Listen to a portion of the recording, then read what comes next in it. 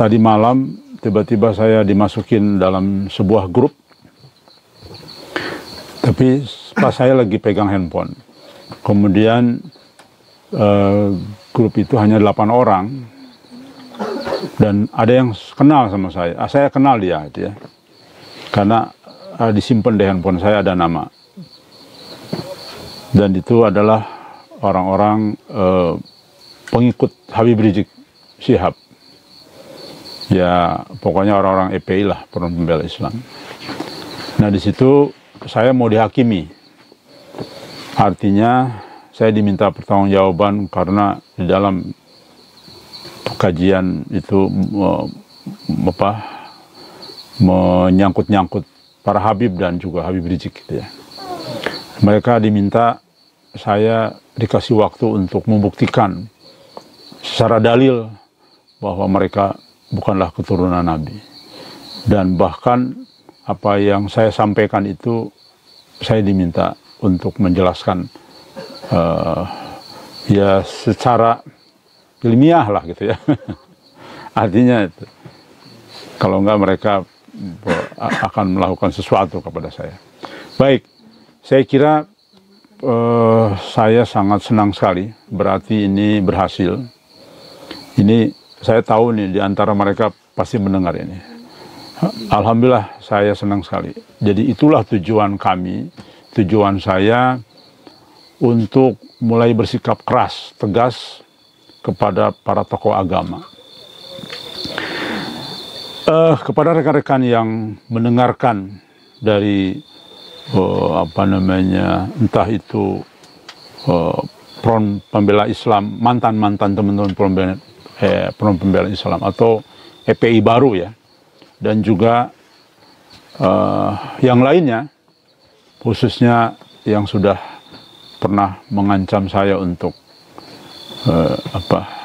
halal darahnya karena saya menyabit-nyabit Abbas, awas. Maka mudah-mudahan mereka juga menonton langsung live ini ya. Itu artinya kami berhasil karena memang tujuan kami itu mulai tegas, keras, dan menunjuk hidung adalah supaya melek. Sebab kami sudah 4 tahun untuk mengingatkan secara santun, secara baik-baik. Bahkan kami sangat bersabar, dihina, ya, kemudian difitnah dan sebagainya.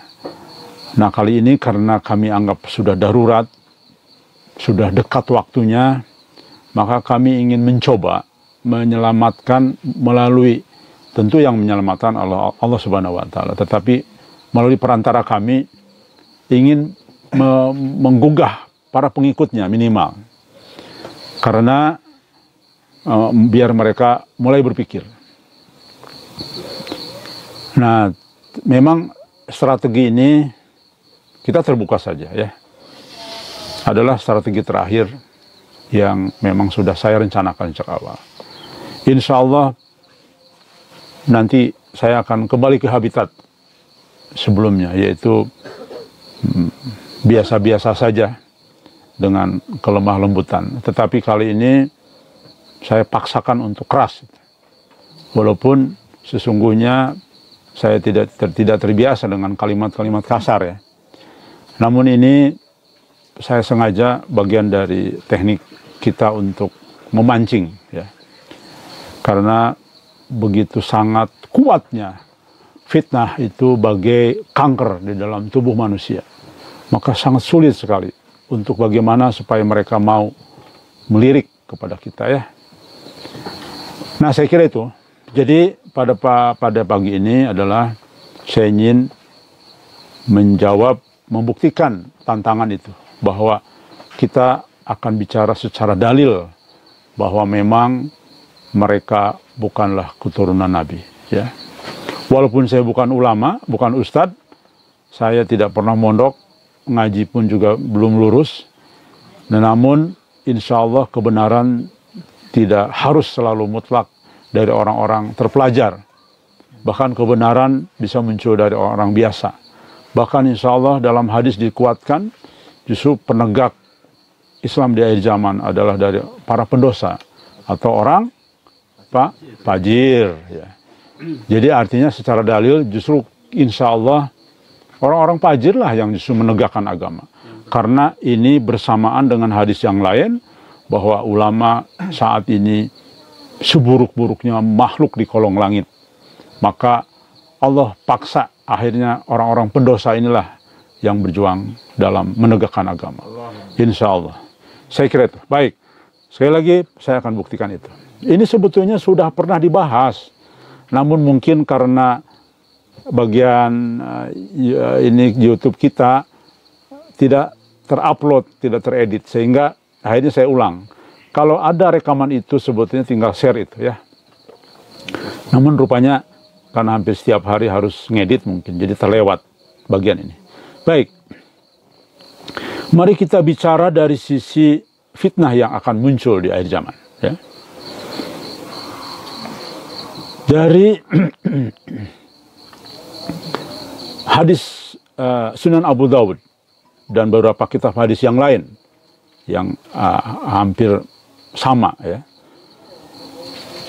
bahwa akan muncul fitnah, namanya fitnah syaro ya, yaitu yang asapnya muncul dari bawah kedua kaki seseorang dari ahlul baitku. Ia mengaku dari bagian dariku, padahal bukan dariku. Ini Nabi yang bicara. Karena sesungguhnya orang-orang yang aku kasih hanyalah orang-orang yang bertakwa. Nah, jadi kalau Nabi mengatakan seorang dari ahlul baitku, artinya ini benar dari ahlul baitnya, bukan yang mengaku-ngaku ini ya. Kemudian di akhir kalimat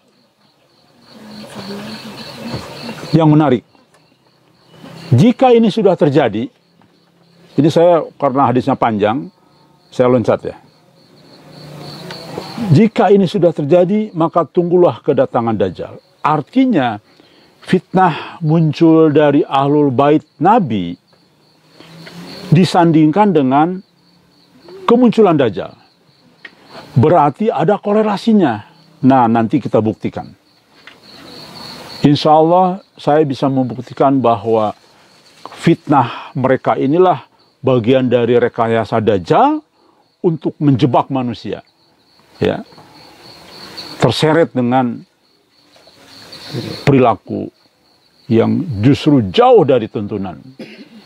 Mereka seperti orang-orang soleh, seperti orang-orang alim, seperti orang-orang yang dalam trek ahli surga, padahal sesungguhnya merekalah yang menjerumuskan umat ke dalam neraka.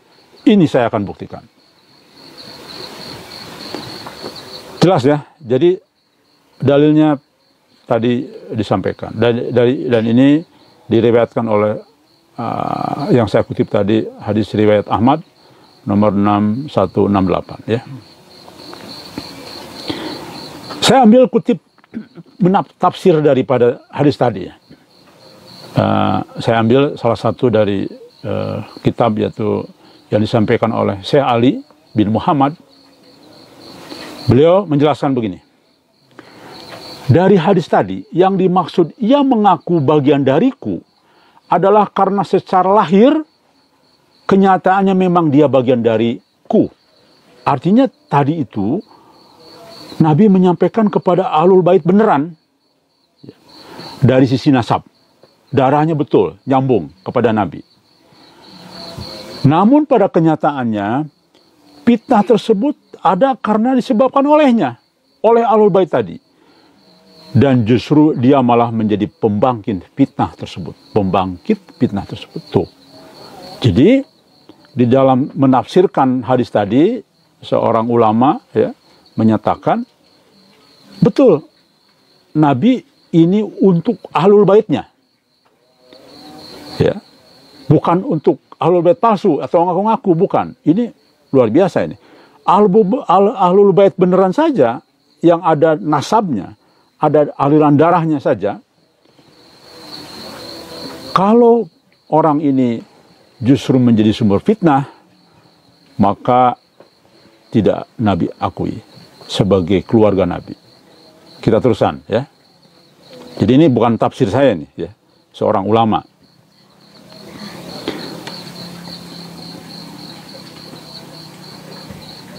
Ketika Rasulullah menyampaikan, saya teruskan ya, bersabda, laisa mini, maksudnya adalah, hakikatnya adalah bahwa bukanlah ahlul baitnya, sebab ya tidak diakui lah sebagai ahlul baitnya pada faktanya nanti. Sebab apabila dia benar-benar ahlul bait, tentu dia tidak akan berkontribusi pada fitnah tersebut. Tuh, ya kan? Hal ini mirip dengan firman Allah Subhanahu wa taala ya di dalam Al-Qur'an, sesungguhnya dia bukanlah termasuk keluargamu karena perbuatannya sungguh tidak baik.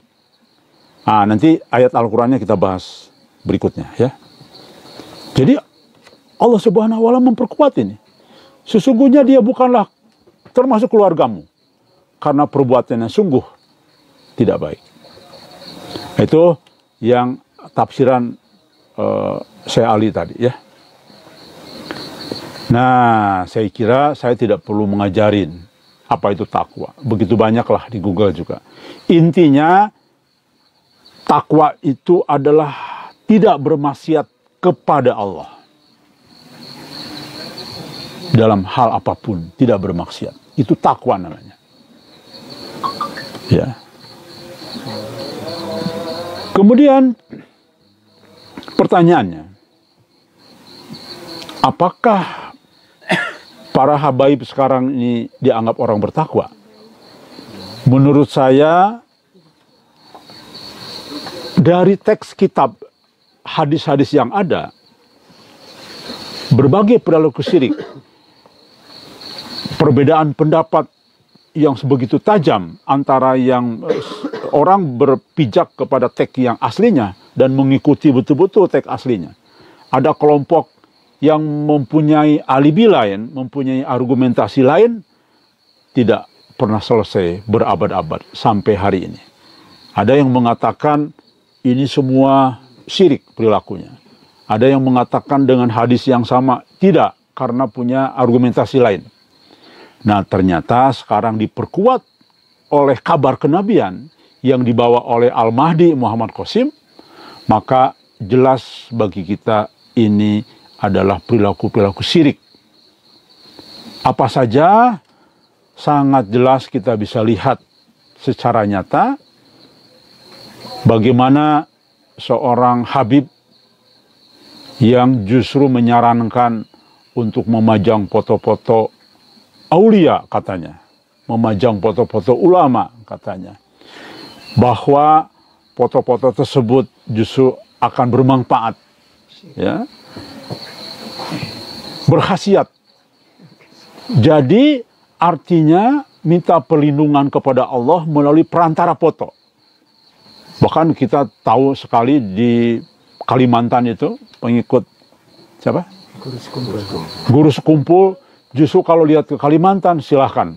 Hampir semua warung makan semua ada foto-foto Guru Sekumpul. Karena mereka punya keyakinan bahwa foto ini akan menjadikan berkah. Jualannya jadi rame. Itu artinya jelas sekali nyata bahwa sudah keluar, sudah bermaksiat kepada Allah. Karena apa? Karena tidak mengikuti perintah Allah untuk meminta langsung kepada Allah. Karena Allah sudah tegaskan bahwa Allah itu lebih dekat dari urat nadimu, urat leher nadimu. Lebih dekat. Kalau foto jauh harus langkah semeter 2 meter. Kalau Allah jauh lebih dekat. Jadi artinya para habib dan mayoritas ulama saat ini justru bermaksiat kepada Allah. Ya.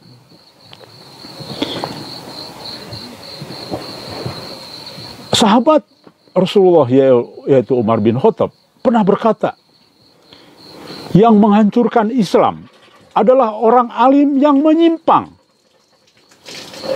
Orang-orang munafik yang pandai berdebat Quran. Tuh, saya nggak pandai berdebat Quran. Saya bukan ulama. Saya mengakui saya orang fajir. Saya orang berdosa dahulu. Ya. Yang tidak banyak mendalami Quran, tidak banyak mendalami agama. Saya orang profesional yang terlibat dalam urusan-urusan politik loh. Yang di situ tentu banyak sekali dosa-dosa yang saya lakukan, ya. Jadi Umar bin Khattab sudah bilang, yang menghancurkan Islam adalah orang alim yang menyimpang, orang munafik yang pandai debat Quran dan menggunakan Al-Quran untuk kepentingan pribadinya serta pemimpin, serta para pemimpin sesat. Jelas sekali ini, ya. Bahkan mereka bukan hanya dianggap sebagai orang yang bermaksiat, ya, yang menyimpang tadi, tetapi juga mereka adalah orang-orang yang dianggap munafik. Kita bisa lihat di dalam surat Al-Munafikun ayat 4. Ya. Perhatikan coba. Ini cocok sekali dengan keadaan sekarang ini. Ya. Dan apabila kamu melihat mereka, tubuh-tubuh mereka membuat kamu kagum. Tuh. Artinya fisik ulama, fisik tokoh agama itu, waduh, sampai berlapis-lapis jubahnya juga, ya. Pakai apa namanya nih? Surban. Pakai udung-udung yang wah, wangi sebagainya. Namun di kalimat terakhir dalam surat ini, mereka adalah musuh yang sebenarnya. Tuh. Maka waspadalah terhadap mereka sehingga mereka, semoga Allah membinasakan mereka. Tuh. Ya kan? Jadi justru yang Allah sindir selalu itu adalah orang-orang yang kelihatannya sosok alim, kelihatan ahli surga, tapi justru Allah mengatakan langsung, ya, mereka adalah musuh yang sebenarnya. Semakin memperkuat lagi nih, ya. Dan ditujukan kepada mereka, tubuh-tubuh mereka yang membuat kagum. Kan kagum banyak kita. Kan ada Habib-Habib ganteng-ganteng kan rata-rata, ya. Namanya juga berdarah Yaman kan. Saya juga pernah ke Pakistan lama, saya pernah ke beberapa negara Arab Saudi, ya memang ganteng-ganteng. Jadi kagum dengan penampilan mereka, ya. Tetapi sesungguhnya mereka adalah musuh, ya. Saya ambil lagi kutip surat Al-Baqarah ayat 8-10, ya. Dan di antara manusia ada yang berkata, kami beriman kepada Allah. Ya. Saya pertengahannya masuk, ya, artinya nggak usah saya baca semua. Mereka menipu Allah justru, orang-orang yang beriman. Padahal mereka hanyalah menipu diri sendiri tanpa mereka sadari. Hati mereka ada penyakit, lalu Allah menambahkan penyakit itu. Tuh, jadi banyak orang yang akan mengklaim kami beriman kepada Allah. Jadi jangan heran, maksud saya gini, mengutip kalimat ini jangan heran, akan banyak orang yang mengaku orang beriman, diakui sebagai orang beriman oleh para pengikutnya, oleh orang lain. Tetapi jangan heran bahwa justru tidak aneh orang yang dianggap beriman, mengaku beriman, tetapi hanya menipu diri sendiri. Tidak beriman. Bagaimana mungkin disebut beriman sementara mereka berperilaku syirik? Gitu. Mustahil. Bagian dari kelompok orang beriman. Dan di hati mereka ada penyakit. Banyak sekali penyakitnya. Nanti kita sampaikan satu-satu, ya. Nah, rekan sekalian. Jadi saya tegaskan sekali lagi. Saya nyatakan dengan tegas tanpa ragu. Para Habib sekarang ini, kecuali mungkin 1-2 yang sudah menyadari, ya. Atau para zuriyah asli, ya. Mohon maaf nih kepada para yang keluarga Nabi asli yang betul-betul punya gen darah. Bahwa saya nyatakan Anda yang punya nasab beneran darah dan yang ngaku-ngaku keturunan Nabi bukanlah keluarga Nabi. Anda tidak akan pernah diakui nanti di akhirat sebagai keluarga Nabi, ya. Karena mayoritas dari Anda justru tidak mengikuti jejak Nabi Muhammad SAW. Jadi saya tegaskan itu. Dan tidak akan pernah berubah pendapat saya.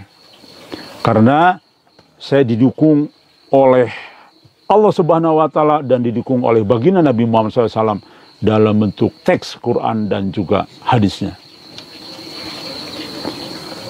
Dan didukung oleh teks-teks penafsiran ulama terdahulu, ya. Lalu siapa sesungguhnya keluarga Nabi? Baik, saya akan mengambil contoh dari surat Ibrahim ayat 36. Ya. Ketika Nabi mengadu kepada Allah Subhanahu wa Ta'ala, barang siapa mengikuti, maka orang itu termasuk golonganku, kata Nabi Ibrahim. Jadi, yang mengikuti Ibrahim lah yang akan masuk golonganku. Bukan mengatakan keluargaku, bukan. Tetapi yang mengikutiku. Ya. Nah, sekarang kan terbalik. Justru para habib itu menonjolkan kehabibannya. Selalu menggunakan dalil-dalil zuriyah harus dihormati dan sebagainya. Itu yang mereka tunjukkan. Tetapi justru perilaku mereka sehari-hari bertentangan, bertolak belakang 380 derajat dengan seruan Nabi, dengan jalan Nabi. Ya, jelas ya, ini satu contoh bagaimana arti golongan itu adalah yang mengikutiku. Bukan orang yang bernasab aku atau keluargaku, bukan. Ya. Jadi tidak pandang bulu apakah dia keluarga Nabi Ibrahim atau bukan. Jelas ya? Baik. Itu dalil Quran. Tambahan lagi itu. Saya tambahkan lagi kisah Nabi Nuh. Begitu jelas sekali. Ya, misalkan dalam surat Hud ayat 45. Ya, Nabi Nuh kan memohon. Dan Nuh memohon kepada Tuhannya sambil berkata, "Ya Allah, Tuhanku, sesungguhnya anakku adalah termasuk keluargaku. Dan janji-janjimu pasti benar. Engkau adalah hakim yang paling adil." Tuh mohon. Maksudnya selamatkan anakku ya Allah, dia darah dagingku gitu ya. Kan Nabi tahu persis hidayah itu begitu mudah bagi Allah gitu ya. Kalau Allah berkehendak. Nah, coba apa jawaban dari Allah? Wahai Nuh, sesungguhnya dia bukanlah termasuk keluargamu. Tuh. Karena perbuatannya sungguh tidak baik. Janganlah kamu meminta kepadaku sesuatu yang tidak engkau ketahui. Tuh, Masya Allah ya. Sesungguhnya aku menasihatimu supaya kamu tidak termasuk orang-orang yang bodoh. Tuh, orang bodoh. Makanya saya keluarkan kalimat bodoh, oon dan sebagainya. Karena Allah juga ngomong begitu. Jadi jelas Allah sendiri mengatakan orang yang bernasab darahnya langsung nih, anaknya langsung. Bukan keluargamu. Apalagi Habib nih yang gak jelas-jelas semua. Ya, hanya sekedar dari surat-surat begitu. Yang sekarang jadi polemik malah. Terbukti darahnya banyak yang sudah ada di file keturunan Habib itu ternyata bukan darahnya Nabi Muhammad SAW. Apalagi itu tambah itu. Apalagi sekarang Kiai Imanuddin sudah menyatakan nasabnya terputus. Tambah lagi kan. Jadi bagaimana disebut perilaku keluarga Nabi? Karena Nabi itu sering tidak makan, ya, sering susah makan. Bahkan ketika ditanya kepada Aisyah, ada nggak bahan makan? Nggak ada. Ya Rasul, ya sudahlah kita puasa aja. Cuh, ini terbalik semua. Kehidupan Habib terbalik dengan tracknya Nabi Muhammad. Bagaimana Anda semua hanya berdasarkan surat, ya, lalu Anda justru mengklaim dengan sangat amat Terus-menerus dikampanyekan. Kami keluarga Nabi, kami darah Nabi. Itu semua dikampanyekan dalam banyak ceramah-ceramahnya. Ya. Ternyata justru Allah sudah begitu jelas sekali kepada kita. Mereka bukan keluarga Nabi Nuh, padahal langsung anaknya. Oke. Jadi teman-teman dari EP ini yang sudah memasukkan saya grup, saya dihakimi, silahkan dengar ini ya.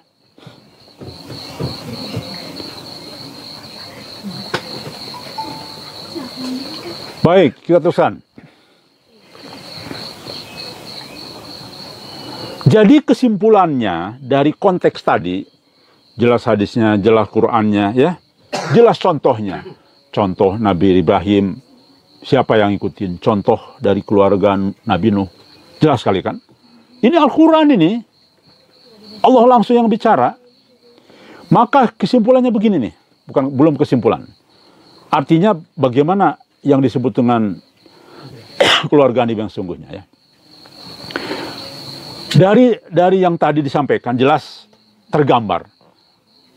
Ada keluarga Nabi tapi tidak mengikuti jejak nabinya. Dia bisa tidak diakui sebagai keluarga Nabi. Betul, dia nasabnya betul, kuat kepada Nabi. Tetapi tidak mengikuti jejak nabinya, Nabi siapapun, ya, maka ia tidak akan diakui sebagai keluarga Nabi. Tuh, ya. Jadi yang jelas-jelas saja, darahnya dites DNA benar, ya. Kemudian katakanlah, ya ulang-ulangnya terkonfirmasi lah. Dari kitabnya juga terkonfirmasi nasabnya. Tapi kelakuannya misalkan pajang foto, kemudian pelaku syirik, bukan diakui, tidak akan diakui. Yang kedua, begitu pula sebaliknya. Nah, ini dia. Tersirat dari apa yang disampaikan oleh Nabi Ibrahim tadi, walaupun bukan keluarga Nabi, namun patuh kepada Nabi, ia akan dianggap oleh Nabi sebagai keluarga Nabi. Tuh. Baik, jelas sekali ya. Ini sebetulnya kajiannya sudah 3 kali disampaikan, tapi memang ini menarik. Dan kebetulan tadi ya, saya ditantang untuk membuktikan bahwa para Habib itu bukanlah keluarga Nabi. Tuh, jelas sekali. Bahkan ada sebuah contoh nih, dari poin tadi. Bukan nasabnya Nabi, tapi oleh Nabi. Inilah Ahlul Baitku. Contoh yang terjadi dalam kisah Perang Parit yang dialami oleh siapa? Tuh, pintar Mas Wada. Salman Al-Farisi, dia bukan keluarga Nabi loh. Ya. Jadi para sahabat Muhajirin dan Ansor ya, waktu itu mengatakan bahwa tentang kisah ini ya. Jadi idenya cemerlang. Jadi teman-teman dari Muhajirin dan Ansor itu, Salman Al-Farisi hebat sekali idenya. Bikin parit gitu kan untuk perang. Nah, Nabi berkomentar. Menyahut para sahabat.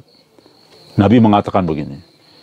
Salman Al-Farisi adalah bagian dari kita. Sebagai Ahlul Bait. Tuh. Padahal Salman Al-Farisi bukan darah daging Nabi. Ya. Begitu. Dia orang Persia betul. Tapi Nabi mengatakan, para sahabatnya banyak kan. Dialah Ahlul Baitku. Tuh. Jelas ya. Ayolah para Habib berpikir keras. Anda jangan mempertahankan gengsi lah, sudah. Sudah mengakui saja bahwa mohon maaf kami ternyata bukanlah keluarga Nabi. Karena mustahil keluarga Nabi berbuat syirik. Justru saya lebih percaya yakin jauh sebelum melihat surat-surat yang Muhammad Qasim, teman sahabat kita belum melihat surat nasab, saya sudah percaya inilah keluarga Nabi yang sesungguhnya. Dia tidak ngaku-ngaku keluarga Nabi Muhammad Qasim, tidak. Bahkan saya korek-korek pun dia malu-malu. Bro, tolonglah kami beri informasi bagaimana nasabmu. Muhammad Qasim menjawab, untuk apa? Ya saya bilang, begini, kan takdirmu dalam mimpi itu seperti ini. Ya gini deh, pokoknya saya sudah sampaikan, bapak saya keturunan Bani Quraisy, lebih subnya lagi suku Bani Hashim. Itu saja. Nah, dikorek-korek lagi. Ya sebetulnya sih, iya benar katanya. Karena dulu kalau keluarga kumpul masih ada pamannya, bapaknya, itu suka kumpul. Pamannya suka menceritakan, keluarga kumpul nih, surat nasab kita nih, dan sebagainya kepada Nabi. Dipegang oleh pamannya. Sudah lusuh katanya, sudah tua. Suratnya pun. Dari generasi-generasi dipegang itu. Bukan surat seperti Robi itu ada tanda tangannya. Enggak, itu cuman gambaran gitu aja. Nah, ketika saya nanya, ayo dong bro, cari itu. Dia bilang, nggak usah lah katanya. Itu mungkin ada di keluarga saya yang lain. Nah, ketika saya sudah pulang ke Indonesia, ternyata Masya Allah, Alhamdulillah akhirnya surat itu kebawa, mungkin dicari. Akhirnya ditunjukkanlah kepada rekan kita dari Amerika yang juga sama-sama tinggal bersamaan dengan kita kedatangannya, yang lebih lama lagi ya. Dia 3 bulan kemudian baru pulang ke Amerika. Nah, dia melihat langsung surat nasab tersebut, keadaannya sudah lusuh, sudah tua. Ya. Di situ Masya Allah dia bilang jelas sekali nasabnya kepada Nabi Muhammad SAW. Yang begini-gini nih, yang keluarga Nabi sesungguhnya malu sebab begini. Seandainya saya keluarga Nabi bener, saya justru malu diketahui. Kenapa saya nih? Ya Allah, malulah. Nabi ini begitu sangat indah perilakunya. Masa kita ini seperti ini gitu. Malu malah. Ini para Habib sebaliknya. Akulah keluarga Nabi. Padahal jadi tukang obat kalau ceramah. Bagaimana coba? Dulu semua terseret ke dunia. Padahal Nabi sudah bilang dalam hadisnya. Keluargaku, Allah sudah tentukan. Keluargaku lebih memilih akhirat daripada dunia. Tuh terbalik lagi. Dan ini insya Allah justru, maaf ya, sekali lagi nih, saya menyatakan dengan tegas. Saya tidak pernah khawatir dengan ketegasan ini ya.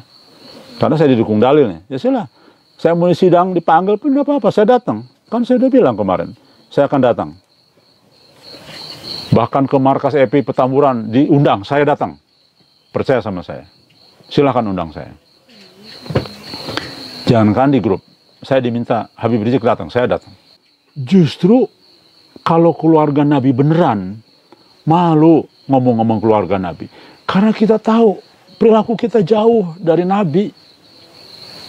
Saya pegang nasab nih, surat nasab. Wah, lengkap sekali, kuat.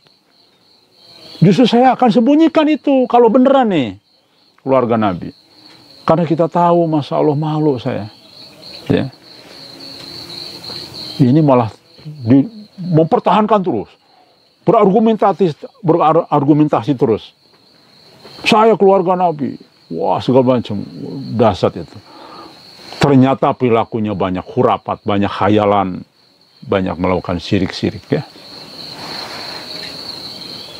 Sampai dengan ada Habib ya, jalan kaki ini, bayangkan, diciumin bekas kakinya.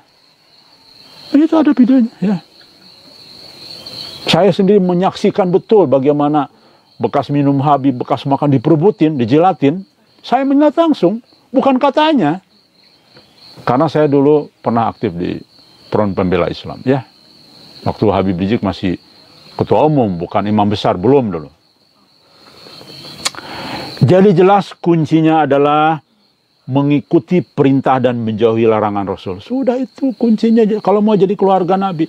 Jadi teman-teman di sini semua nih, kalau mengikuti perintah Nabi, menjauhi syirik, akidahnya yang benar, kemudian kita taat, tidak, kan paling tinggi itu kan tauhid, jangan lupa, syirik itu ya. Karena misi-misinya para nabi, apalagi Nabi besar Ibrahim, Nabi Muhammad kan itu dulu yang diberantas. Bagaimana mau ada pertolongan Allah kalau kita tidak melepas syirik itu?